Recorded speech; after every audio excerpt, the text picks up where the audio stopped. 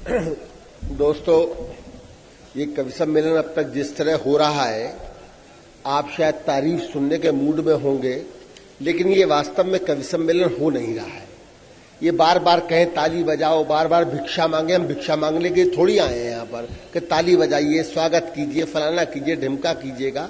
दोस्तों, जो यहाँ कुछ लोग कविता सुनने आए हैं और हम लोग कविता सुनाने आए हैं, उनके लिए कविता है, बाकियों के लिए मेला है, वो मेला देखें। लेकिन जो सुनने आए हैं उनके लिए हम लोग यहाँ पर आए हैं। मैं चाहता हूँ, केवल उनसे जुड़ाव चाहता हूँ, बाकी तमाशा नहीं देखना चाहता। यदि इस बात से आप मेरा समर्थन करते हो तो मेरी हिम्मत बढ़े, मैं भीतर से सुनाऊं और ये लगे कि क्या तमाशा है कि बार बार हम कहें साहब आपका आशीर्वाद दो। क्यों आपका आशीर्वाद मांगे? हम ऊंचे बैठे हुए हैं, आप हमें आज्ञा दीजिए कि हम ऐसी कविताएं सुनाएं कि आपका आशीर्वाद खुद ब खुद हमको मिले। तो मजा है कविता सुनाने का। यदि भीख मांग के आशीर्वाद लिया तो एक कवि और नेता में कोई अंतर नहीं होगा, और मैं उसको स्वीकार करने का भी तैयार नहीं हूं। ईमानदारी से बात कहता हूं। और यहां पर नीमच है, मुझे बताया गया था, लोग सुनते हैं, अच्छा सुनते हैं। आज शायद कम अच्छा सुन रहे हैं, ये भी तय बात है, ये भी तय बात है। इसलिए कोई खामा आपकी फालतू तारीफ करे कि आप बहुत बड़े श्रोता हैं, इससे बढ़िया श्रोता मैंने कहीं देखे नहीं है। लेकिन आज आप बढ़िया श्रोता नहीं हैं, जो है उनके लिए समर्पित है।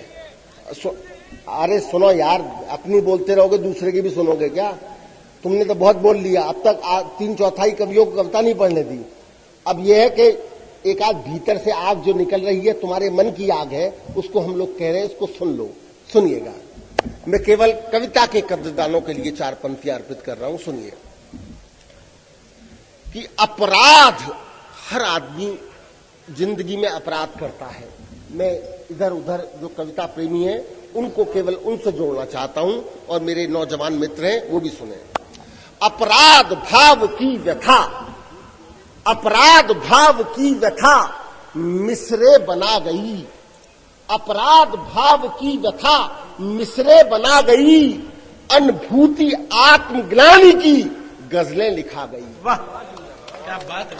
अपराध भाव की व्यथा मिसरे बना गई, अनुभूति आत्मग्लानि की गजलें लिखा गई। और शेर सुनिएगा, फुर्सत तो मुझे भी बहुत थी देश के लिए, पर पेट भर गया तो मुझे नींद आ गई। पर पेट भर गया तो मुझे नींद आ गई। फुर्सत तो मुझे भी बहुत थी देश के लिए, पर पेट भर गया तो मुझे नींद आ गई। अपराध भाव की व्यथा। दोस्तों, वरना मजाक के लिए तो बड़ा आसान होता है, ताली बजवाने के लिए बड़ा आसान होता है। मैंने आज से 30 बरस पहले ये काम शुरू किया था, तो ताली बजवाना तो बड़ा आसान है। मैं बड़ी बाजारू लाइन सुना देता हूं, नीमच में भी सुना सकता हूं कि सोमवार को आंख नड़ी थी, मंगल को बीमार हो गया, बुधवार को दिल दे डाला, बृहस्पति को दिलदार हो गया, शुक्रवार को वो भी हंस दी, शनिवार को प्यार हो गया, पर संडे की छुट्टी पड़ गई, सब कुछ बंटाधार हो गया। ये सुना जा सकता है, इससे लोगों को मजा आता है, लेकिन मजे के लिए कविता नहीं है। वरना इतनी दूर दिल्ली से आने के लिए, बदतमीजी करने के लिए थोड़ी हम आए हैं। यहाँ आए हैं 100, 200, 500, 1000, 2000 आदमी जिनमें कविता के अंकुर हैं, कहीं ना कहीं उनको सेटिस्फेक्शन दें, कहीं ना कहीं उनको बात दें। एक छोटी सी कविता सुन लीजिएगा, और आपका स्नेह चाहूंगा, केवल स्नेह चाहूंगा, केवल जुड़ाव चाहूंगा। उस जुड़ाव को सुनिएगा कि कभी कभी मेरा मन करता है, कभी कभी मेरा मन करता है कि मैं ईश्वर को उस चौराहे पर लाकर खड़ा कर दूं जहां पर बड़े बड़े नेताओं की टोपियां उछाली जाती हैं। क्या बात है। कभी कभी मेरा मन करता है कि मैं ईश्वर को उस चौराहे पर लाकर खड़ा कर दूं जहां पर बड़े बड़े नेताओं की टोपियां उछाली जाती है, और उससे पूछूं कि बता मेरे ईश्वर, तूने मुझे क्यों पैदा किया इस देश में, जिस देश की नई पीढ़ी पुरानी पीढ़ी को बुझी हुई बीड़ी समझने लगी है। क्या बात है, क्या बात है। वाह वाह वाह वाह। आकर खड़ा पूछूं कि बता मेरे ईश्वर, तूने मुझे क्यों पैदा किया इस देश में, जिस देश की नई पीढ़ी पुरानी पीढ़ी को, यहां तो अफीम पैदा होती है इसलिए कह रहा हूं, जिस देश की नई पीढ़ी पुरानी पीढ़ी को बुझी हुई बीड़ी समझने लगी है, और चरस भरी सिगरेट को स्वर्ग तक पहुंचने की सीढ़ी समझने लगी क्या बात है, है। क्या बता मेरे ईश्वर तूने मुझे क्यों पैदा किया इस देश में, बता मेरे ईश्वर तूने मुझे क्यों पैदा किया इस देश में। इधर भी बैठे हुए लोग सुने, उधर भी बैठे हुए लोग सुने। जिस देश में लोग कहते हैं दूरदर्शन पे कहां पढ़ पाते हैं हम ये कविताएं। चौकटा देख लो, दूरदर्शन पे कविता थोड़ी पढ़ सकते हैं। एक बार मतलब एकदम हो जाएगा स्विच ओवर कट। जिस देश में वासना केवल बुढ़ापे के कंधों पर टिकी हुई है, आदित्य जी सुनिएगा, जिस देश में वासना केवल बुढ़ापे के कंधों पर टिकी हुई है, जहां की समाजवादी राजनीति असमाजवादी हाथों में बिकी हुई है, जहां सोई हुई गरीबी को भाषण द्वारा जगाया जाता है, जहां पर शिक्षा के माध्यम से बेरोजगारी को बढ़ाया जाता है, जहां साहित्य को ताली बजा बजा कर लंगड़ा किया जाता है, जहां के बुद्धिजीवियों को पद्मश्री बांट कर हिंजड़ा किया जाता है। बता मेरे ईश्वर तूने मुझे क्यों पैदा किया इस देश में, बता मेरे ईश्वर तूने मुझे क्यों पैदा किया इस देश में, बता मेरे ईश्वर तूने मुझे क्यों पैदा किया इस देश में। जिस देश के, बेटा तुम सुनो, तुम्हारे काम की बनतियां हैं, तुम लोग बहुत तिलबिला रहे थे, समझ में नहीं आ रही थी तो भी समझने की कोशिश कर रहे थे, अब ना समझ में आए तो समझने की कोशिश करो कि बता मेरे ईश्वर तूने मुझे क्यों पैदा किया इस देश में कि जहां लवकुशी रामराज के खिलाफ दंगा कर रहे हैं, जिस देश में जिस देश में लवकुशी रामराज के खिलाफ दंगा कर रहे हैं, जहां पर पांडव ही भरी सभा में द्रौपदी को नंगा कर रहे हैं, जहां पांडवी भरी सभा में द्रौपदी को नंगा कर रहे हैं, जिस देश के मनचले नेता, दो मुख्यमंत्री हैं आपके यहां से, जिस देश के मनचले नेता अब शेक्सपियर से नहीं अंग्रेजी से प्यार करते हैं और वोट मांगने के लिए मातृभाषा के साथ बलात्कार करते हैं। बता मेरे ईश्वर तूने मुझे क्यों पैदा किया इस देश में। जिस देश के, इन पंक्तियों को सुनिएगा, जिस देश के अस्पताल अब जनता के लिए कम, जिस देश के अस्पताल अब जनता के लिए कम, नर्सों के लिए ज्यादा होते हैं, जिस देश के अस्पताल अब जनता के लिए कम, नर्सों के लिए ज्यादा होते हैं, जहां की नर्सें अब रोगियों के लिए कम, डॉक्टरों के लिए ज्यादा होती है। बता मेरे ईश्वर तूने मुझे क्यों पैदा किया इस देश में। यहां से कविता शुरू होती है, केवल समझदार लोग सुने कि बता मेरे ईश्वर तूने, जिस देश के अस्पताल अब जनता के लिए कम, नर्सों के लिए ज्यादा होते हैं, जहां की नर्सें अब रोगियों के लिए कम, डॉक्टरों के लिए ज्यादा होती हैं, बता मेरे ईश्वर तूने मुझे क्यों पैदा किया इस देश में। लेकिन मैं ऐसा कहते हुए डरता हूं, कहीं ईश्वर यह ना कह दे कि मैंने तुम्हें पैदा ही नहीं किया। लेकिन मैं ऐसा कहते हुए डरता हूं, कहीं ईश्वर यह ना कह दे कि मैंने तुम्हें पैदा ही नहीं किया, तुम तो मेरे विरोधियों की संतान हो। अरे हिंदुस्तान के मूर्ख लोगों, मैं अपना हाथ बहुत ऊंची जगह धरता हूं, मैं तुम जैसे लोगों को पैदा ही नहीं करता हूं। तुम नहीं जानते, मैं हर साल थोड़े से नेता, थोड़े से गुंडे और बड़े बड़े पंडों को जन्म देता हूं। यदि मैंने ऐसा न किया होता तो क्या मैं आज तक जिया होता। तुमने मुझे गांधी की तरह मार दिया होता, तुमने मुझे गांधी की तरह मार दिया होता, तुमने मुझे सुभाष की तरह भुला दिया होता और इस देश की महान जनता सारी बातों को चुपचाप सह जाती। बेचारी शास्त्री की तरह मेरी भी समाधि अधूरी रह जाती।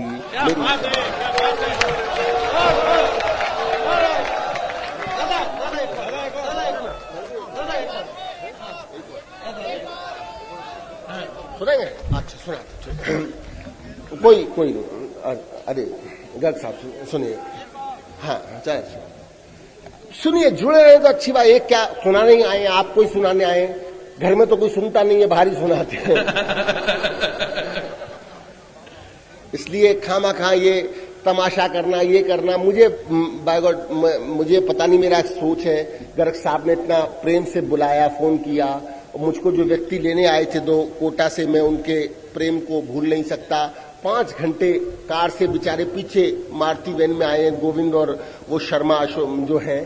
तो ये कविता मैंने दोस्तों जिंदगी में कभी नाम से कविता नहीं लिखी, कभी मैंने नाम से कविता नहीं लिखी। लेकिन एक महापुरुष ऐसा हुआ, महापुरुष क्या, उसको तो फैसला आप ही कर लेंगे। मैंने केवल जिंदगी में एक ही नाम से कविता लिखी है। ना इस देश में वीपी सिंह पैदा हुआ होता, ना इस देश का आज ये हाल होती। सारा कुछ उस व्यक्ति का, इस देश को टुकड़े टुकड़े खंड खंड करने वाला एक व्यक्ति है। मैंने केवल एक जीवन में एक कविता लिखी है, बहुत 2 साल हो गए, याद जितनी आ जाए उतनी सुना देता हूं, क्योंकि आपने प्रेम दिया है इसलिए हिम्मत कर रहा हूं। कविता अच्छी है, इसमें किसी की मुझे समर्थन की जरूरत नहीं है। पहली कविता है, 15 अगस्त पर वो पट्टा बोला, 70 मिनट बोला लाल किले के ऊपर, और मैं सुन रहा था उस भाषण को, और उसके सुनने के बाद 70 मिनट वो बोला और मैंने 12 मिनट में एक कविता लिखी। अब 2.5 साल 3 साल हो गए इस घटना को, लेकिन वो कविता मुझे आज भी जवान लगती है, और लगती है आज भी वो माकूल है, इसलिए मैं आपको सुनाना चाहता हूं नीमच के अंदर। और देखिए इसमें तटस्थ चिंतन है, शायद आपको पसंद आए। आपने जिन्होंने वीपी सिंह का भाषण सुना हो, मेरी पहली कविता और आखिरी कविता, शायद मैं किसी के नाम से लिखूंगा भी नहीं कभी, लेकिन उस कविता ने मुझे लाचार, उस भाषण ने मुझे लाचार कर दिया। लेकिन आप जुड़ के सुने, मेरी आपसे निवेदन है, क्योंकि मैंने बहुत आत्मा से लिखी, आस्था से लिखी कविता, और जो इधर उधर बेटे बहुत मैं सब जुड़ाव चाहता हूं, ताकि लगे कवि सम्मेलन वाकई कवि सम्मेलन है। कि लाल किले से सुनकर भाषण, लाल किले से सुनकर भाषण, एक चीज स्पष्ट हो गई।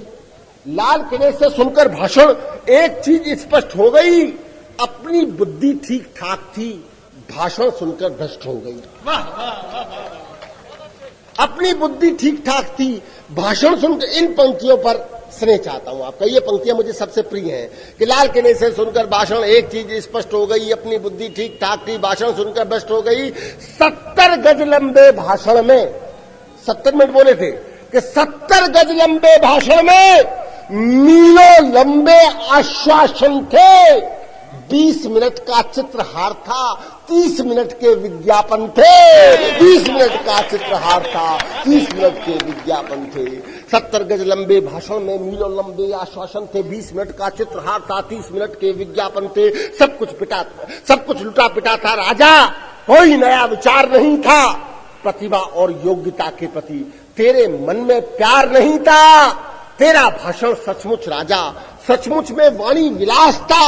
जो बिजली गिरने वाली है उससे पहले का प्रकाश था। भावुक स्वर और चतुर ताल के सम्मिश्रण का महारास था। जिस पीढ़ी ने तुझे जिताया उस पीढ़ी का सर्वनाश था। जिस पीढ़ी ने तुझे जिताया उस पीढ़ी का सर्वनाश था। वोटों के, हम कहते हैं छुट्टी करो, रोज करो, हिंदुस्तान का आदमी रोज छुट्टी चाहता है, लेकिन वोटों के खातिर छुट्टी की, वोटों के खातिर छुट्टी की, वोटों के खातिर छुट्टी की, करी घोषणा तुम्हें बधाई। लाल किला रो रो कर कहता, चोर चोर मौसे रे भाई। लाल किला रो रो कर कहता, चोर चोर मौसे रे भाई। राजा मुझसे बात करो तुम, खुलकर 2-2 हाथ करो तुम, मंडल का बंडल जलवा दो, या मुझको इतना समझा दो, क्या केवल पिछड़े वर्गों के बच्चे ही गरीब होते हैं? क्या मध्यम वर्गीय लोगों के फूटे नहीं नसीब होते हैं? क्या मध्यम वर्गीय लोगों के फूटे नहीं नसीब होते हैं? पिछड़ों की चिंता जायज है, पर इनका भी जिक्र करो तुम। रोज कर रहे आत्मदाह जो, उनकी भी कुछ फिक्र करो तुम, उनकी भी कुछ फिक्र। इन पंक्तियों को सुनिएगा कि मेरी दृष्टि में तो राजा सब पिछड़े मेरे भ्राता है। मेरी दृष्टि में तो राजा सब पिछड़े मेरे भ्राता है, पर तेरी दृष्टि में राजा पिछड़े केवल मतदाता है। पिछड़े केवल मतदाता है। कि मेरी दृष्टि में तो राजा पिछड़े सब मेरे भ्राता हैं, पर तेरी दृष्टि में राजा पिछड़े केवल मतदाता है। सुनिएगा कि मुद्दे पर मतभेद सही है। इन पंक्तियों को सुनेगा, मुद्दे पर, let us agree to be disagree, मुद्दे पर मतभेद सही है, मुद्दे पर मतभेद सही है, पर तुमने तो भेद कर दिया। मुद्दे पर मतभेद सही है, पर तुमने तो भेद कर दिया। अरे जिस थाली में तुम्हें खिलाया उसमें तुमने छेद कर दिया। मुद्दे पर मतभेद सही है, पर तुमने तो भेद कर दिया। जिस थाली में तुम्हें खिलाया उसमें तुमने छेद कर दिया। राजा तुम रणछोड़ दास थे। सबसे प्रिय पंक्तियां हैं, ओम प्रकाश सुनिए, मेरे बड़े भाई हैं, इनको सुनाता हूं। राजा तुम रणछोड़ दास थे, इसीलिए रण छोड़ गए हो। बात एकता की करते थे, किंतु देश को तोड़ गए हो, किंतु देश को तोड़ गए हो। बात एकता की करते थे, किंतु देश को तोड़ गए हो। और ये बड़ा मंडल कमंडल ये सब चल रहा है, ये सब बिल्कुल बेकार की चीजें हम कवियों के लिए। कि सुनो समर्थन देने वालों, सुनो समर्थन देने वालों, रथ यात्रा यश लेने वालों, सुनो समर्थन देने वालों, रथ यात्रा यश लेने वालों। सबने नाइंसाफी की है, हम पूरा इंसाफ करेंगे। अब भी मंदिर नहीं बना तो नहीं तुम्हें भी माफ करेंगे। अरे जैसे उनको साफ किया है वैसे तुमको साफ करेंगे, वैसे तुमको